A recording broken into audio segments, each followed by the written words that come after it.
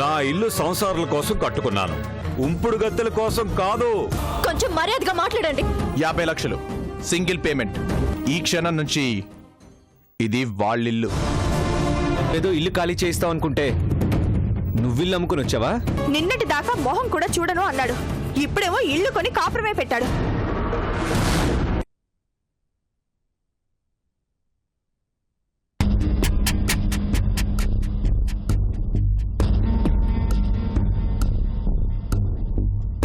నిన్నటి దాకా మొహం కూడా చూడను అన్నాడు, ఇప్పుడేమో ఇల్లు కొని కాపురమే పెట్టాడు.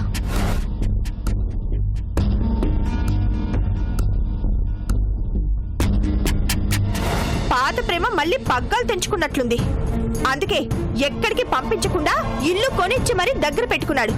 అంతవరకు ఆగాడో లేకపోతే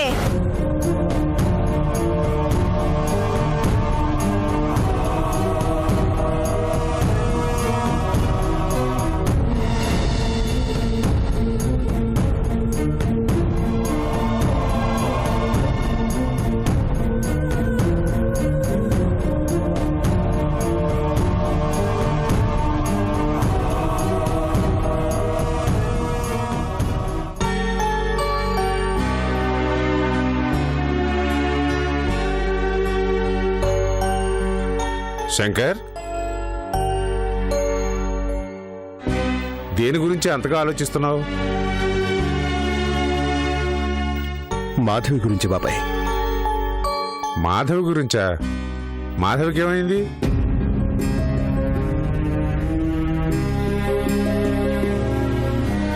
ఏమీ కాలేదు. రాజాని తనెంతో గొప్పగా ప్రేమిస్తోంది అనుకున్నాం, కానీ మాధవి మాటలు మరోలా ఉన్నాయి. మాధవి ఇప్పుడు రాజాని ఏమందని విన్నావు కదా బాబాయ్, నలుగురు మాట్లాడినట్టే మాధవి మాట్లాడుతోంది. తన మాటలు నాకు కొత్తగానే ఉన్నాయి. రాజాని అంతగా ప్రేమించిన మాధవి అలా ఎందుకు మాట్లాడుతుందో అర్థం కావడం లేదు. రాజాను అనుమానించి లలిత తన జీవితాన్ని ఈరోజు ఈ పరిస్థితికి తెచ్చుకుంది. మన మాధవి కూడా అదే తప్పు చేస్తోందేమో అనిపిస్తోంది. మనం ఉండగా ఆ పరిస్థితి ఎందుకు రాణిస్తాం శంకర్? మన మాట వింటే మనం ఉన్నా ప్రయోజనం ఉంటుంది, మాట వినకపోతే ఎవరున్నా ప్రయోజనం ఏముంటుంది బాబాయ్? ఇప్పుడు ఏమైందని ఎంతగా ఆలోచిస్తున్నావు? రాజా ఏం చేసినా మాధవే సమర్థించేది. మనకన్నా తనే ఎక్కువగా జాగ్రత్తగా ఉండేది. పొరపాటునేదైనా అన్నా రాజాని మాట పండించేది కాదు. అలాంటిది రాజా తప్పు చేశాడు అన్నట్టు మాట్లాడుతోంది బాబాయ్. మాధవి సంగతి మనకు తెలిసిందే కదా శంకర్. మనసులో ఏది దాచుకోదు, మొహాన్ని అనేస్తుంది. అలా కాదు ఇలా అమ్మా అంటే వింటుంది. ఏమో బాబాయ్, మాధవిని రాజా చేతిలో పెడితే మనం ప్రశాంతంగా ఉండొచ్చు అనుకున్నాను. రాజా తప్పు చేశాడని మాధవి మనసులో పడితే నష్టపోయేది మాధవే కాదు బాబాయ్, మనం కూడా. మనమేంటో రాజాకి తెలుసు. పైగా రాజాకి మాధవ్ అంటే ప్రేమ ఉంది. అంతకంటే మాధవికి మనం మంచి అబ్బాయిని తీసుకురాగలమా?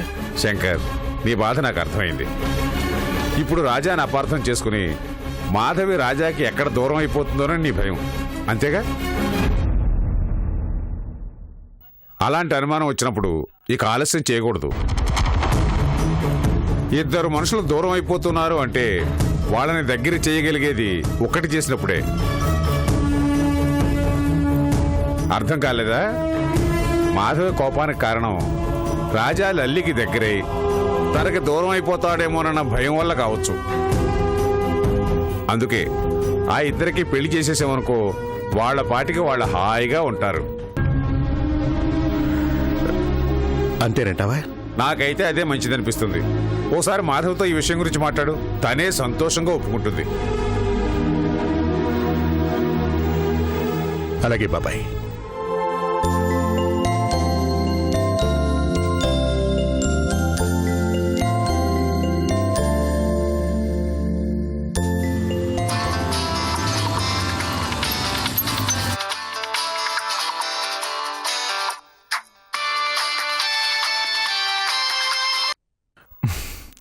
హలో చందు. ఏంటి హీరో గారు ఎక్కడా? హీరోనా? ఏంటి కొత్త పిలుపు? మరి తమరు చేస్తున్నవన్నీ హీరో పనులే కదా. మా అక్కయ్యని సేవ్ చేసావంట, ఇల్లు కొనిచ్చావంట. ఓ అదా, నీకెవరు చెప్పారు? అమ్మ చెప్పింది. నువ్వు మా అక్కకి చేసిన సహాయానికి మా అమ్మ ఎంత హ్యాపీగా ఫీల్ అయిందో తెలుసా? కష్టం అంటే ఎవరెవరికో సాయం చేస్తాను, అలాంటిది లలితకు సాయం చేయనా? ఎదుటి వాళ్ళు ద్వేషిస్తున్నా ప్రేమించేంత గొప్ప మనసున్నవాడివి. నువ్వు సహాయం చేయకపోతే ఆలోచించాలి కానీ సాయం చేసావంటే ఆశ్చర్యమేముంది? సరే, ఇంతకీ ఎక్కడున్నా? చిన్న పని మీద బయటికి వెళ్తున్నాను. ఎప్పుడు బయట తిరగడమేనా? అరే, మనల్ని ఒక అమ్మాయి ప్రేమిస్తుందే, పాపం దానికి ఫోన్ చేద్దాం, 4 కబుర్లు చెప్దాం, సరదాగా అలా బయట తిప్పుదాం, ఇలా ఏమీ అనిపించదు తమరికి? తిరుగుతూనే ఉన్నాం కదా. ఏది వారానికో నెలకో ఒకసారా? ఇలా అయితే నిన్ను పెళ్లి చేసుకోవడం కష్టం అబ్బా. ఇలా సడన్ గా చెప్తే ఎలా? ఏ? ఇప్పటికిప్పుడు మరో అమ్మాయి దొరకాలంటే కష్టం కదా. ఎందుకు? నువ్వు పెళ్లి చేసుకోకపోతే మరో అమ్మాయిని చూసుకోవాలి కదా. అంటే మరో అమ్మాయిని చేసేసుకుందామని? అలాంటిది ఏమైనా జరిగితే మాత్రం ఈ చందు మర్డర్లు కూడా చేసేస్తుంది తెలుసా? అవునా? హలో, జోక్ కాదు. నిన్ను నాకు దూరం చేస్తారు అంటే ఎవరినైనా క్షమించను. ఇప్పుడు అంత ప్రాబ్లం ఏం లేదు కానీ చెప్పు, ఫోన్ ఎందుకు చేసావు? నిన్ను చూడాలనిపిస్తుంది, నీతో మాట్లాడాలనిపిస్తుంది. కానీ ఈరోజు కుదరదేమో. చంపుతా. ఏంటి, మర్డర్ చేయాలని మైండ్ లో ఫిక్స్ అయిపోయావా ఏంటి? నోరు తెరిస్తే చంపుతా అంటున్నావు. మనకంత ధైర్యం లేదులే బాబు, ఏదో మాట వరుసకు అంటున్నాను. సరే, నువ్వెక్కడున్నావో చెప్పు, నేనే వస్తాను. అంత రిస్క్ చేయొద్దు కానీ ఇంటికొచ్చాయి. నేను పని చూసుకొని ఒక హాఫ్ అన్ అవర్ లో ఇంటికి వచ్చేస్తాను. షూర్? నీకు అబద్ధం చెప్తానా? చెప్పవులే. సరే, మరి త్వరగా వచ్చేయ్. అలాగే, బాయ్. బాయ్.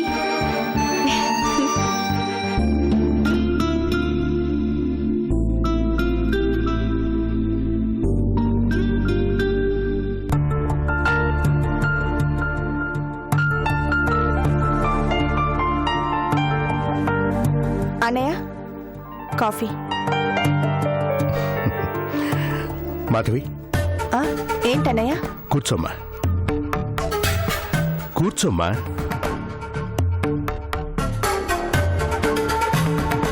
ఆ రోజు నువ్వు పెళ్లి వద్దు అంటే ఇప్పుడే పెళ్లి నీకు ఇష్టం లేదేమో అనుకున్నాను. కానీ రాజా మీద ఇష్టంతో వద్దన్నావని ఆ తర్వాత నాకు అర్థమైంది. ఇప్పుడు నా పెళ్లి విషయం ఎందుకన్నయ్యా? ఏ వయసులో జరగాల్సిన ముచ్చట ఆ వయసులో జరగాలి కదమ్మా. అమ్మ నాన్న ఉండుంటే ఈ పాటికి నిన్ను ఇంటిదాన్ని చేసుండేవాళ్ళు. అన్నను కాబట్టి నా చెల్లెలు నాకు ఇంకా చిన్నపిల్లలానే కనిపిస్తోంది.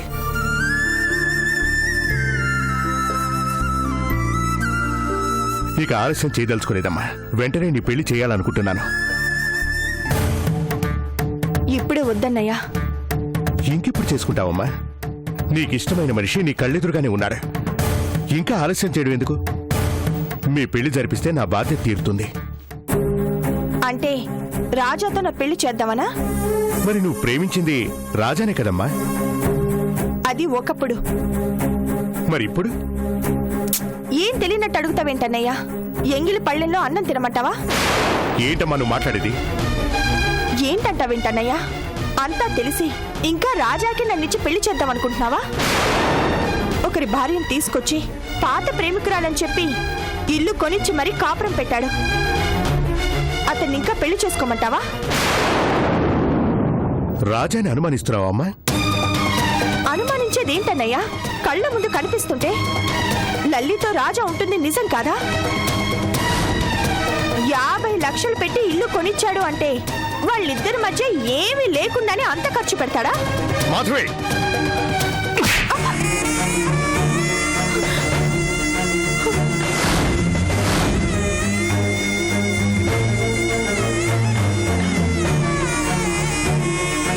ఎవరి గురించి మాట్లాడుతున్నావు నువ్వు? రాజా నీ కంటికి అంత దిగజారి కనిపిస్తున్నాడా? వాడి గురించి మరోసారి ఇలా మాట్లాడావు అంటే చెల్లివని కూడా చూడను. ఆడపిల్ల కష్టంలో ఉంది అంటే ప్రాణాలు ఇస్తాడే వాడు. 50 లక్షలు ఖర్చు పెట్టడా? లల్లి తనకు కావాలి, లల్లితో తను బ్రతకాలి అనుకుంటే ఇప్పటిదాకా ఆగాల్సిన అవసరం లేదు. ఇప్పుడు అది జరిగిపోయేది. తన జీవితం నాశనం అయిపోయినా పర్వాలేదు, లలిత జీవితం బాగుంటే చాలు అని నిజం చెప్పకుండా మన లాపిన రాజా గురించి అన్నీ తెలిసి నువ్వు మాట్లాడుతున్నావా?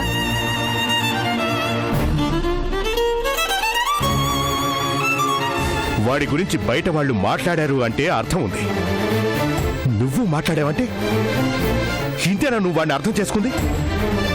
పిచ్చి పిచ్చి వేషాలేసావంటే తాట తీస్తాను. నీకు నచ్చింది నచ్చినట్లు చేస్తున్నానని రాజాని చెడ్డవాణ్ణి చేసి దూరం చేద్దామనుకుంటే చూస్తూ ఊరుకుంటాననుకోవద్దు.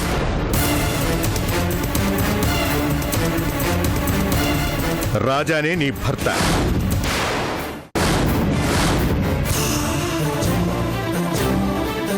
వాడితోనే నీ పెళ్లి జరుగుతుంది.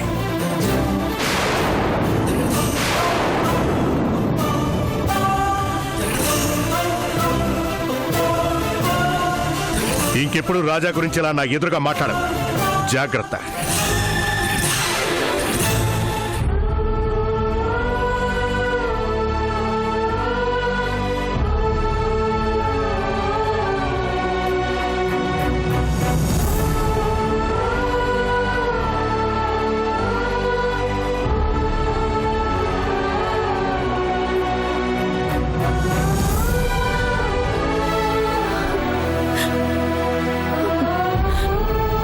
మాధవి, రాజాతో నీ పెళ్ళేంటి? అసలేం జరుగుతుంది? నేను రాజాని ప్రేమించాను కాబట్టి. రాజాని నువ్వు ప్రేమించావా? ఏంటి మాధవి నువ్వు చెప్పేది? నిజం. రాజా ఇంటికొచ్చినప్పుడు మా అన్నయ్య స్నేహితుడుగానే చూశాను. కానీ తర్వాత అతని మంచితనాన్ని చూడగలిగాను. ఆడవాళ్ల పట్ల తనకున్న గౌరవాన్ని చూసి ముచ్చట పడ్డాను. తను ఏమైపోయినా పర్వాలేదు, తను ప్రేమించిన అమ్మాయి బావుండాలి అన్న రాజా మాటలు విన్నాక అతని ప్రేమని పొందగలిగితే చాలు అనుకున్నాను. అందుకే ప్రేమించాను. మరి మీ అన్నయ్య తిడుతున్నాడు ఎందుకు? నేను పెళ్లి చేసుకోనన్నాను కాబట్టి. అదేంటి మాధవి, ప్రేమించానన్నావు, మరి పెళ్ళెందుకు చేసుకుని అంటున్నావు? రాజా నిన్ను ప్రేమించాడుగా. అంటే నా కోసం త్యాగమేం చేయడం లేదు. మీ ఇద్దరి పెళ్లి జరగాలి. అది రాజాకి సంతోషాన్నిస్తుంది. నాకు కావాల్సింది రాజా సంతోషమే. నేను రాజాని ప్రేమిస్తున్నానని మా అన్నయ్యకి తెలుసు. మా పెళ్లి చెయ్యాలని అన్నయ్య అనుకుంటున్నాడు. రాజా మనసులో నేను లేను, నువ్వున్నావని తెలిస్తే నా మీద ప్రేమతో మీ పెళ్లి జరగనివ్వకపోవచ్చు. అప్పుడు నా వల్ల ఇద్దరు ప్రేమికులే కాదు, ఇద్దరు స్నేహితులు విడిపోతారు. అది నాకు ఇష్టం లేదు. రాజా ఒకసారి ప్రేమలో ఓడిపోయాడు. మరోసారి ఓడిపోతే రాజాకి ప్రేమ మీదే కాదు, ఆడదాని మీదే నమ్మకం పోతుంది. మా అన్నయ్య ముందు రాజాని తక్కువ చేసి మాట్లాడితే తట్టుకోలేడు. అందుకే రాజా గురించి చెడుగా మాట్లాడి మా అన్నయ్యకి నా మీద కోపం వచ్చేలా చేశాను. ఎందుకు ఎందుకు మాధవి? నేను రాజాకి కరెక్ట్ కాదని మా అన్నయ్య కనిపించాలి. నేను తప్ప ఎవరొచ్చినా రాజా సంతోషంగా ఉంటాడని నమ్మాలి. అందుకే అలా మాట్లాడాను. మనసులో ఎంత ప్రేమ పెట్టుకుని రాజా కోసం ఇలా చేస్తున్నావే, తర్వాత నువ్వు తట్టుకోగలవా? ప్రేమించటం అంటే మనల్ని సంతోష పెట్టాలి అని కోరుకోవటం కాదు, ఇష్టమైన వాళ్ళు సంతోషపడేలా చూడటం అని రాజానే నాకు నేర్పించాడు.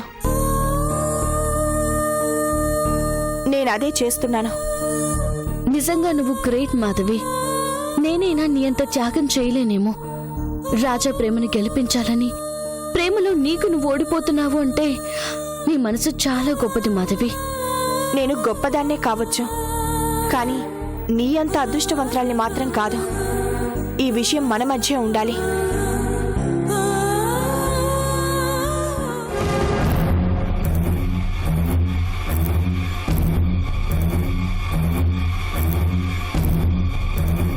ఏంటి ఇక్కడున్నారు? ఏ ఉండకూడదా? తనొస్తే నీతోనే మాట్లాడాలా, నాతో మాట్లాడకూడదా? అరే ఇప్పుడు ఏమన్నానని మాధవి? ఏమైనా అంటావు. ఈ మధ్య ఇంట్లో మనుషుల కళ్ళకి కనిపించట్లేదుగా. వస్తే చెల్లెలతో, రాకపోతే అక్కతో మాట్లాడడమే సరిపోతుంది తమరికి. మాధవి, కొంచెం కాఫీ అయినా పంపిస్తావా? కాఫీలు టీలు పెట్టి నేను అందిస్తుంటే మీరు సరదాగా కబుర్లు చెప్పుకుంటారు అంతేగా. ఇదేమి హోటలు కాదు, నేనేమి టీ మాస్టర్ని కాను.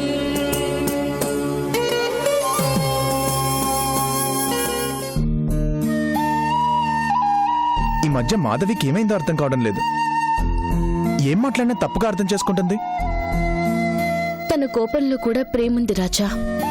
అది నువ్వు అర్థం చేసుకో. మాధవిని అపార్థం మాత్రం చేసుకోవద్దు. అపార్థం ఎందుకు చేసుకుంటాను?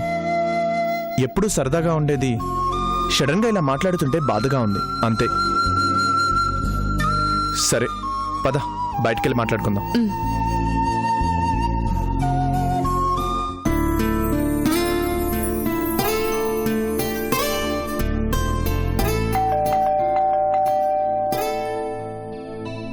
ఓ సుజాత గారా, రండి.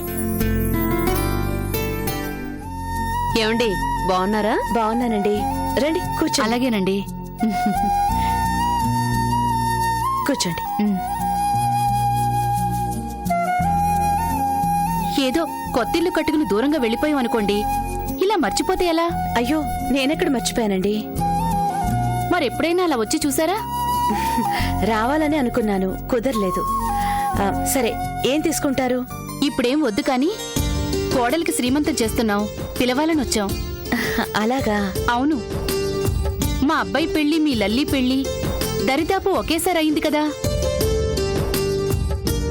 ఏంటి, లల్లి కూడా ఏమైనా విశేషమా?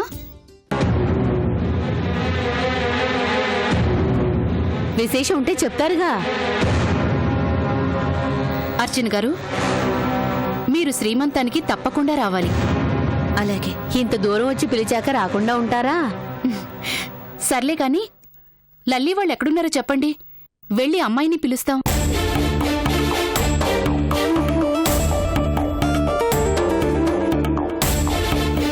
అర్చన గారిని పిలిచాం కదా, లల్లిని కూడా తీసుకొస్తారులే. మనం వెళ్దాం పదా. అంత కంగారేంటి నీకు? ఆవిడ్ని పిలిస్తే వాళ్ళ కూతుర్ని పిలిచినట్టు ఎలా అవుతుంది? పద్ధతిగా మనమే వెళ్ళి పిలవాలి. అర్చన గారు, మీ అమ్మాయి అడ్రస్ చెప్పండి. అంటే అది అమ్మాయి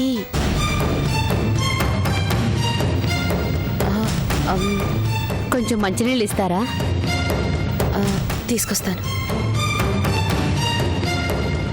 నువ్వేంటే ఏ మాట పూర్తిగా మాట్లాడివ్వవు?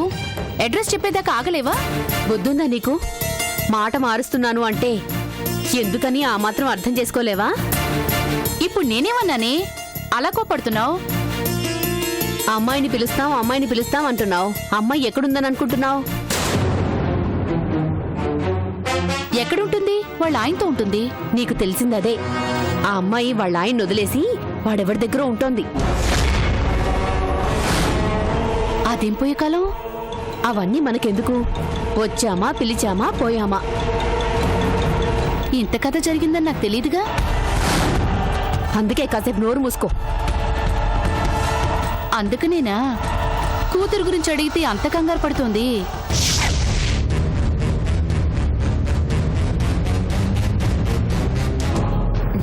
తీసుకోండి.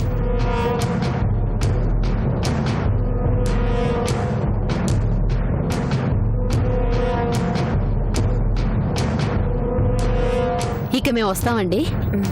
సీమంతానికి తప్పకుండా రావాలి. అలాగే, ఉంటామండి.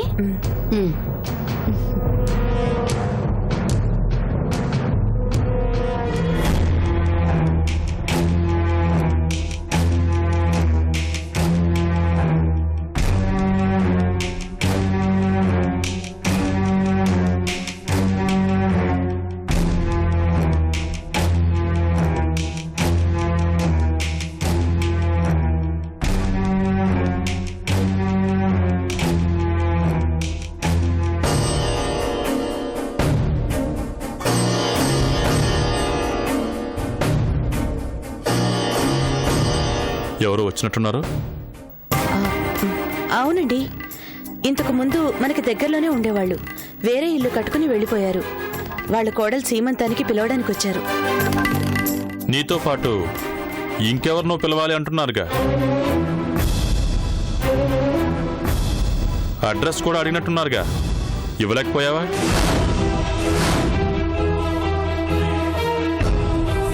విన్నావుగా వాళ్ళ మాటలు. మన ఇంట్లో మాట్లాడుకున్నారు కాబట్టి ఎవరితోనో ఉంటుంది అన్నారు. అదే బయటికి వెళ్ళాక ఏమనుకుంటారో తెలుసుగా. తండ్రిగా తలెత్తుకుని తిరగనివ్వకుండా చేసింది. అలాంటి బిడ్డని కంటే మనకి దక్కే గౌరవం ఇదే. అయినా ఏం తక్కువ చేశాం అర్చన? అడిగిందల్లా ఇవ్వడమేనా నేను చేసిన తప్పు? ఇంత చేసినా నీ కూతుర్ని ఆ రాజాగాన్ని వెనకేసుకొస్తున్నారుగా. వెళ్ళు, ఆ సీమంతానికే వెళ్ళు. వీళ్ళిద్దరే కాదు, అందరూ వచ్చిన విషయం మర్చిపోయి నీ కూతురు గురించే మాట్లాడుకుంటారు. అప్పుడు అర్థమవుతుంది నా బాధ ఏంటో. వాళ్ళు మాట్లాడుకుంటారు, వీళ్ళు మాట్లాడుకుంటారు అంటారు గాని మన లల్లి తప్పు చేస్తుందా అని ఆలోచించరే. ఇంకా ఆలోచించమంటావా? లల్లి తప్పు చెయ్యదండి, అది మన రక్తం అనే నేను అనుకున్నాను. కానీ నా కళ్ళు నా రక్తంలో తప్పును చూపించాయి. మీ కళ్ళు మిమ్మల్ని మోసం చేశాయి. అలా అని మిమ్మల్ని మీరు మోసం చేసుకుంటున్నారు. తప్పు చేసిన బిడ్డని గుండెల్లో దాచుకుంటారు తల్లిదండ్రులు. అలా దాచుకునే అవకాశం నాకు లల్లి ఇవ్వలేదు. అందరూ చూశాక మాట్లాడుకున్నాక ఇంకా ఎక్కడ దాచుకోవాలి? మాటలతో చంపేస్తున్నారు అర్చన. ఆ సీమంతానికి వెళ్ళు, అప్పుడు నా బాధ నీకు అర్థమవుతుంది.